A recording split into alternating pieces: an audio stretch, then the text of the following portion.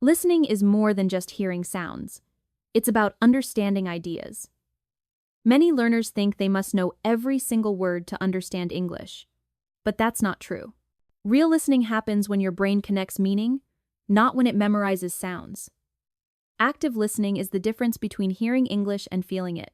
It means your attention is working with the speaker, not wandering around. You listen with your ears, but you understand with your mind. Think about it when someone talks. Are you really listening, or just waiting for your turn to speak?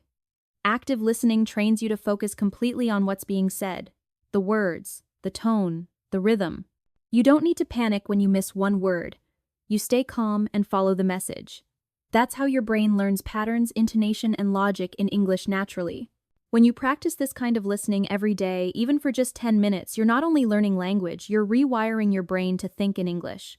You'll start recognizing phrases, not individual words. You'll notice how ideas connect.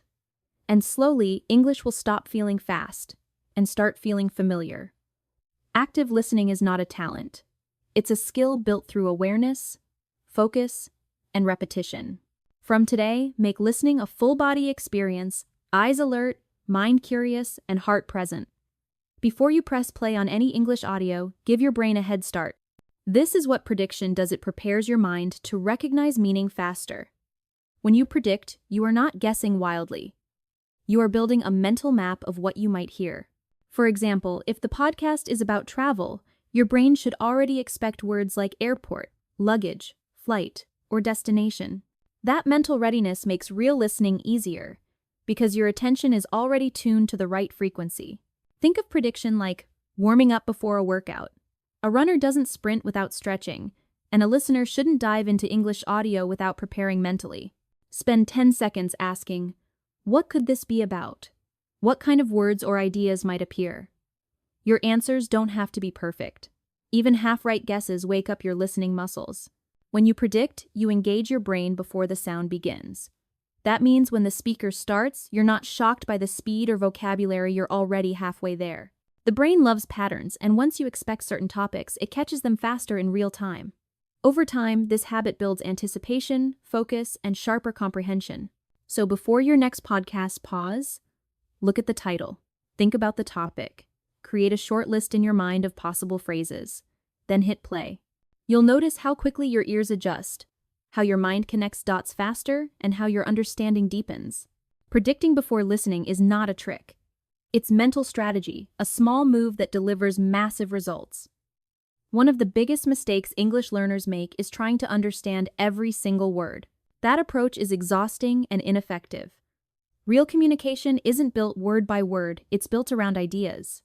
When native speakers talk fast, they use slang, connect words, and skip syllables. If you stop to translate each term, you'll lose the message entirely. Instead, train your ears to chase, meaning not vocabulary. Here's how: when you listen, ask yourself simple questions.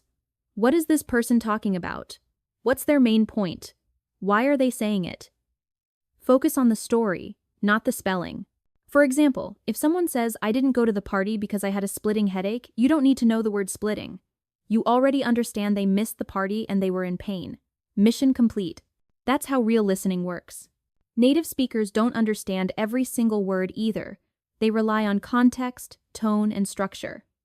The same principle applies to you. When your brain focuses on key ideas, it builds mental shortcuts that make comprehension faster. You start hearing patterns like problem, reason, result, or situation, solution. Once you can identify those structures, you'll understand most conversations, even with missing pieces. So next time you listen, relax. Don't panic over new words. Stay in the flow. Try to summarize what you hear in one sentence after each part. The goal is not perfect translation. It's confident comprehension. When you stop chasing every word, you finally start understanding English the way it's really spoken, alive, natural, and full of meaning. You don't need to stop every time you hear a new word. You need to listen smarter. The secret: repetition and context. These two are your best teachers. Free, simple, and always available. Let's start with repetition. When you listen to something once, your brain is busy decoding sounds. The second time, it starts recognizing patterns. By the third time, it's connecting meaning and tone. Every repeat builds a new layer of understanding. That's why listening twice or 3 times is not boring, it's powerful. It's how children learn their first language, and it's how adults master English. Now add context. Context means the situation, the words around the new word, and the emotion behind it. For example, if you hear "I was starving, so I ate 3 sandwiches," you can guess that starving means very hungry. You didn't need a dictionary, you needed logic. Your brain naturally connects clues like a detective solving a case. When you combine repetition and context, you learn deeply. The first time you catch sounds, the second you notice rhythm, the third you understand meaning. Each round makes your listening sharper and your vocabulary stronger. It's like polishing a lens, you see the picture more clearly every time. So don't give up after one listen. Replay. Observe. Think. Let your brain figure out meanings from tone, sentence structure, and situation. The more you trust this process, the faster you'll learn. Every repetition is a workout for your brain, and every context clue is a free English lesson. When you listen in English, do just one thing: listen. Multitasking kills focus, and focus is the oxygen of learning. Many learners think they can play English audio while texting, scrolling, or cooking, but that's not learning, that's noise. The human brain can't process language deeply while doing something else. It can hear, but it won't understand. If you want real progress, give English your full attention. Find a quiet place. Put your phone away. Sit still for 10 minutes and listen with purpose. Watch how your comprehension grows.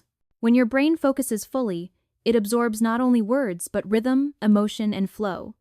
You begin to feel how English sounds in real conversations. Think of it like talking to a close friend. If you keep checking your phone while they're speaking, you'll miss the meaning and connection. English is the same, it deserves respect and attention. Treat your listening time like a meeting with your future self. No distractions, no split focus, just deep engagement. Create a short daily ritual, 10 to 15 minutes of pure listening. Maybe it's a podcast on your walk or a video before bed. But in that time, don't multitask. Just listen, breathe, and think. You'll be amazed at how much faster your understanding grows when your brain isn't juggling other things. Multitasking looks efficient but steals depth. Focus looks simple but multiplies results. Choose focus. That's how learners become fluent. That's how listeners become confident.